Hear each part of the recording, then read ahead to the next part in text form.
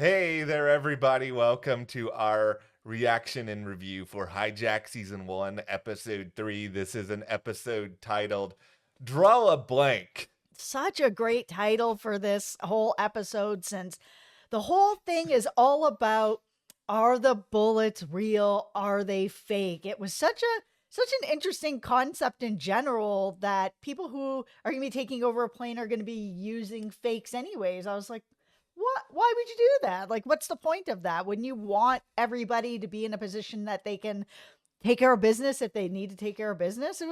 It's brings up a lot of really interesting questions for me. I I love this episode. I love the concept of it.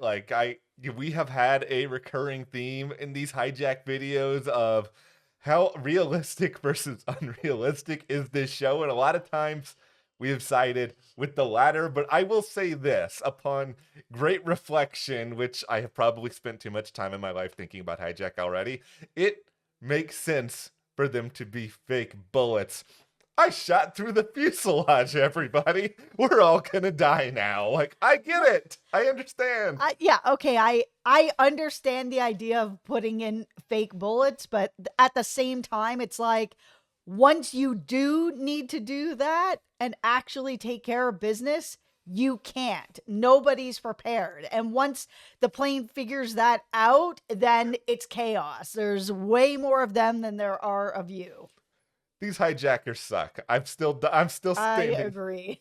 I don't know how else to really talk about this, but okay, we will get into how sucky these hijackers are, the incredible events of this episode, the Zara escapades, Mhm. so much more. Before we go forward, though, join our Patreon. Check out that link in the description below because every Tuesday night we do a live stream over there. We answer questions from you guys. We talk all about Hijack, a lot of other great shows. Thank you, of course, to everyone who has joined so far. Yes, thank you so much. And we're going to continue bringing you our hijack reviews here on YouTube every Monday and every Friday until we're done with the season, which is going by pretty quickly. I mean, there's only 7 episodes, and here we are on episode 3. We're almost halfway through already.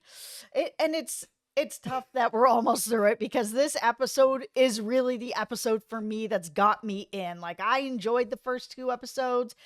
Full disclosure, I haven't seen any of these episodes. I don't know anything that's going on, and Matt has already seen the season. It's a really good rewatch. Like if you've already seen the full season, watch it again. It's so fun watching it, kind of knowing in the back of my head what's gonna happen, some of the twists that are coming up, but yet at the same time, like trying to be in the moment. Like I remember watching the end of this episode and losing my freaking mind. Like it didn't make any sense that like they would be killing off Idris for like a number of different reasons, including the fact that he is Idris, but like just the way that it ended and how quick and immediate, like that possibility entered my every possibility possible entered my head at the end of this. Listen, we've seen really big name stars on shows leave first episode, second episode. I mean, I'm not going to put any spoilers out there for some of the shows, but that's happened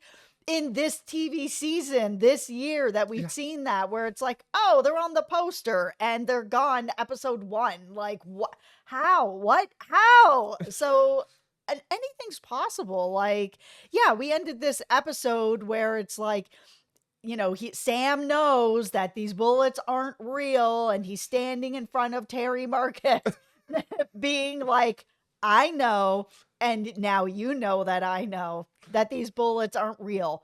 What are you going to do about it? Like, are you going to actually do something or not? Because, I think maybe I could take you.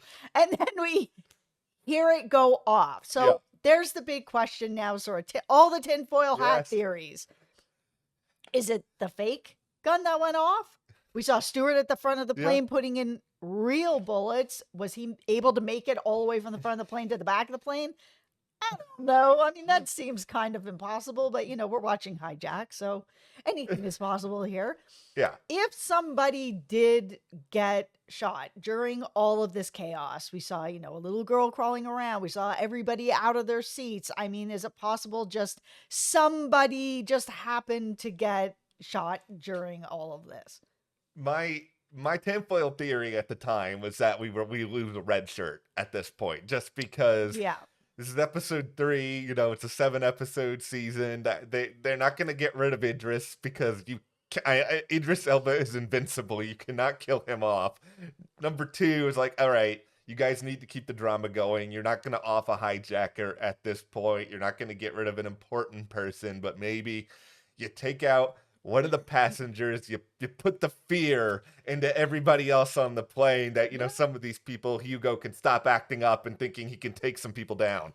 Okay, here's the thing. I don't know what's going to happen. So I don't know who got shot. Nobody got shot. The fake gun went off. I don't know.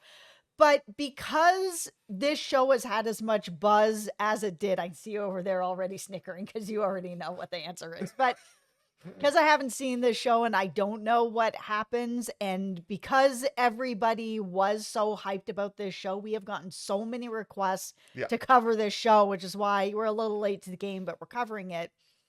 I feel that it can't just be a red shirt that's going to get killed off, because that's not anything. That means that people would come back to the next episode and it's like, oh, it's passenger 3B that, you know, had a line in the first episode and now they're gone. I think it has to be somebody somewhat important that continues to bring up sort of the chaos and, you know, just that tension in the plane. Who that is, I don't know, but I think it needs to be somebody that we've seen a little bit more. Let's have a conversation here about Hugo. Settle down, Hugo. Like, you were already trying to chat up Sam when you first got on the plane. Nobody wants to have a 7-hour conversation with you. I'm sorry. I do like that Hugo went full tinfoil hat pretty early on here, because he was like the president of the Bullets Are Fake fan club and spent the entire episode trying to plot a counterattack. Yeah, and he did. He was able to really figure it out, sort of get this note back to the back of the plane for anyone to sort of look around, see if there's a bullet there, see what it looks like, if there is anything there. And it's like, no, there's nothing here. Like, you know, so it was an interesting way that it went about. Then we had this note of like, you know, bullet A or bullet B to show and see if, you know, which one was it. And it turns out that it was, you know, the fake bullet. So it was a really intense episode with that, because I was just like, man, that girl, you better be sure, man. You Yes. better be sure. Talk about putting a lot of pressure on a pretty young girl in that particular moment. And I have been cynical of some of the believability of Hijack. To put it there, it does not dilute my enjoyment of the show, but I actually really believed all of this. Like, I felt like this is something that would happen with how meticulous they were going about it. Nobody trusts these stooges who have taken over the plane. Like, you don't want to leave them in power. You got to figure something out. It was discreet enough that it felt like this was more discreet than the pirate game that we have been seeing Sam and Captain Robin play. Yeah, I was about to say, I didn't believe that at all. Like, I understand that the Wi-Fi has been turned off and all that, but I mean, we're in 2023 now, and even if you're not a gamer, I mean, I think one of those 5 hijackers would know that there's in-chat game, you know, capabilities with a lot of stuff that you don't need Wi-Fi for. I just feel like the hijackers would have been like, no phones, no screens. Nobody gets to just sit here and watch movies, because then they need to keep people in fear so that they won't be trying to do something. Like, letting them do that it was always kind of weird when Sam put on the headphones, was like, oh, I'm just going to play some games. That the hijacker's like, all right, what? Why? Now we come to my favorite discussion point of this entire episode. How dumb some of you hijackers are. I'm not saying I don't want to be a hijacker, so I'm not going to say I would be better at this job than you guys are, but let's think about this. You let these people continue to play some games. You let them continue to have some of their devices. You're letting them get, like, drink service in the middle of all this. You got, like, the flight attendants walking up and down. You want some water? You want some, like, what? Yeah, okay, that was the part of it that I really didn't believe. It's a 7-hour flight. Like, I was kind of surprised that they allowed that, because that does allow for shenanigans like what Yeah. was happening with, passing the notes and bringing the notes over. Yeah. Like, I don't know why they would have allowed that. It's just like, you guys will be okay for 7 hours without water. It'll all be okay. Yeah, Yeah. the guy with the insulin, he needs that, but nobody needs water. You'll all make Yeah. it. Because once you give people water, everybody's gonna have to go to the bathroom. People are gonna be getting up out of their Yeah. chairs. It was a bit weird. They're letting them kind of get away with a lot. I actually expected the hijackers to be like, no, they don't need water, but you can bring me a water and you can bring me a meal. Like, we're in charge. Nobody else eats, nobody else drinks, but feed us. Where are my bag of peanuts? Bring me my. They were so much more aggro about the insulin than they were about the. And I mean, I think you would be aggro about all of this stuff if you're one of the hijackers, but they like really put up a fit about the insulin. Water, nobody says anything. It's fine. Yeah, I'm I'm of two minds with the insulin thing. It makes sense for the hijackers to be like, okay, I'm going to give the insulin to this person so that this person, there isn't a medical emergency on here. We don't need that. We Yeah. don't need anyone to die. I will be the person. Or to just be like, this other sort of side of it, to be like, no, we're just not going to give it at all. Like, that's kind of weird. But giving the needle to the nephew to then give it to the uncle, or give it to the uncle, or give it to anybody, that's a no. Nobody needs to have their hands on a needle for any reason if you're one of the hijackers. I'm surprised that the hijacker wasn't like, you know what? I will give it to them. Okay, Let's just stop that problem.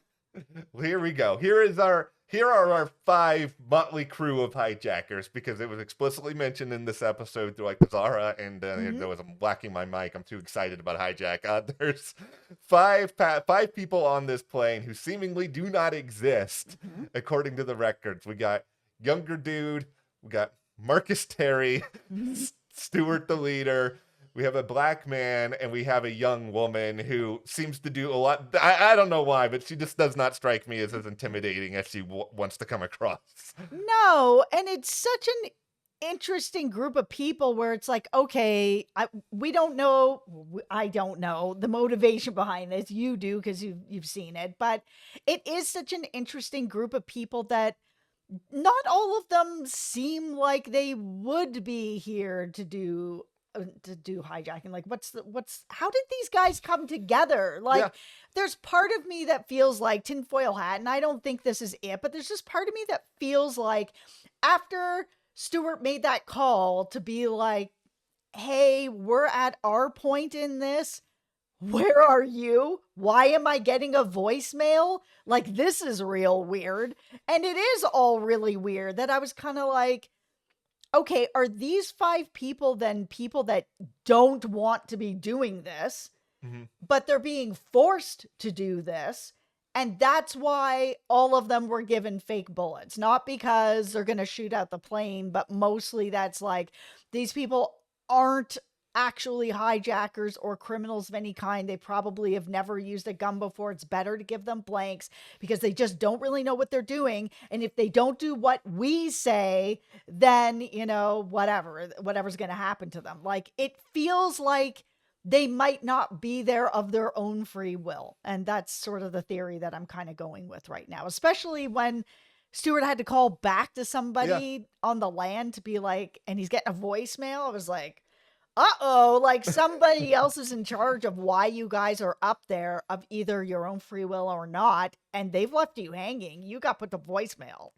It's a good theory. Like, my theory at the time was just that these 5 people were a part of some sort of government mission where they were brought on board to take on this responsibility in the air, because this is like some real Jason Bourne level stuff that you guys don't have like any background, any identity, any of that sort of stuff. So it's like, that made a lot of sense to me. But then as you're sort of explaining it, and of course watching it out, like the big question mark then is like, okay, if you guys are all working for the government, why are you not better at this? Like, why have you not been trained in order to make sure you're not making all of these rookie mistakes? Once again, I'm not saying I would do better than you guys, but I'm just saying you're kind of terrible at this. Yes, they are. And that's why it feels like maybe they're not the people that are like, we're going to do this for our reasons, that whoever's put them on this plane is more of the criminal mastermind behind it. It's like,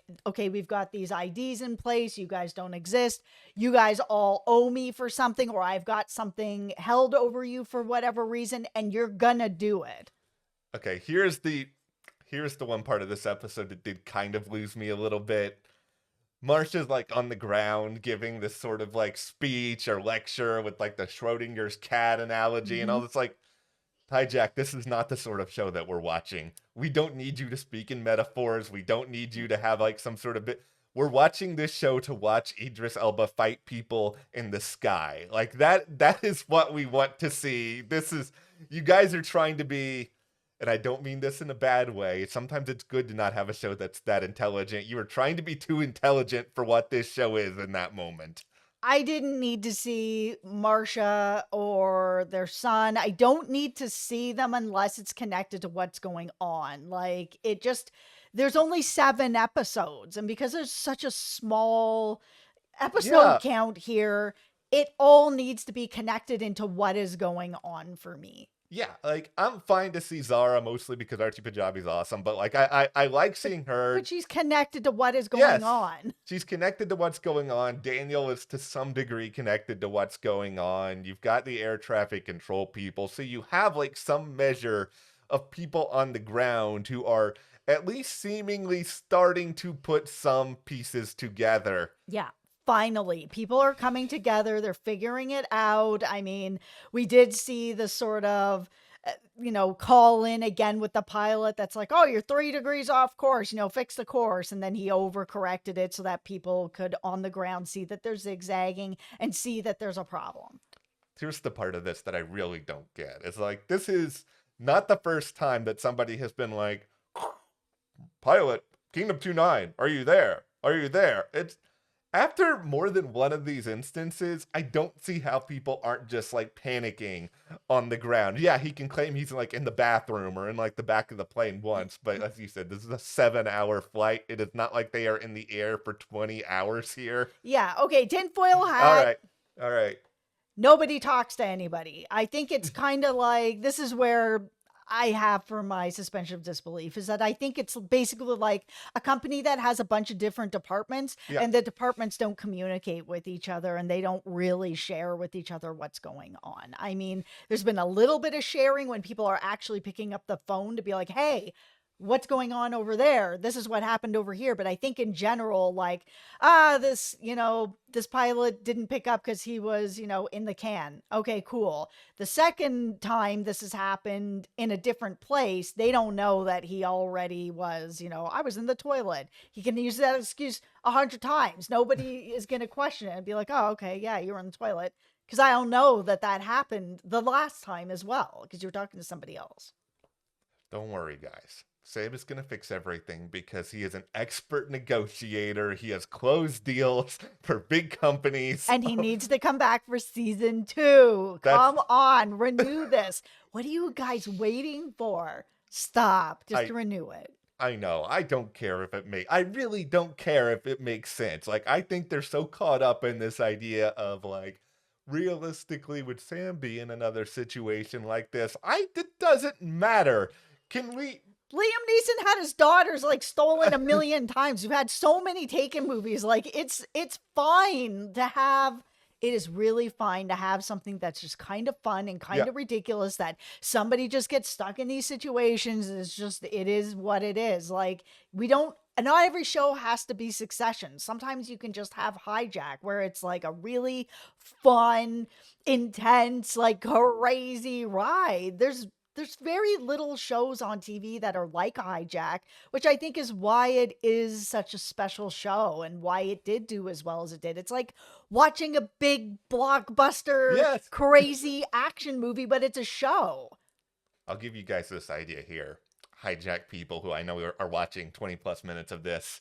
Season 2, cruise ship, tropical location. This fulfills Mm. all of my needs. Like anything, any sort of mystery set aboard an enclosed space, I'm in. Mhm. Any sort of mystery that's set in like some sort of like tropical vacation, I am also always in. Of course. This brings me everything that I want at once. Plus, Idris can do this and then just like chill on the beach at the end of every day. Everybody wins. Everybody wins. All right. Well, that is our take on Hijack Season 1, Episode 3. The show was so good. I'm so excited to keep going with all of this. Yeah, this has been really, really fun. Thank you to all of you guys for suggesting this. I mean, and thank you, Matt, because Yeah. he wouldn't stop talking about how much fun this show was. I Yeah. felt like I was missing out, and now I feel like I'm not missing Yeah. out. So, yeah, every Monday, every Friday, we are going to have videos up here until we're done with the season. And every Tuesday, we have a live stream talking all about Hijack over on our Patreon. So, yeah, we'll have a link for you below, and you can join that and join us for a live chat. Thank you guys so much. We'll see you here next time.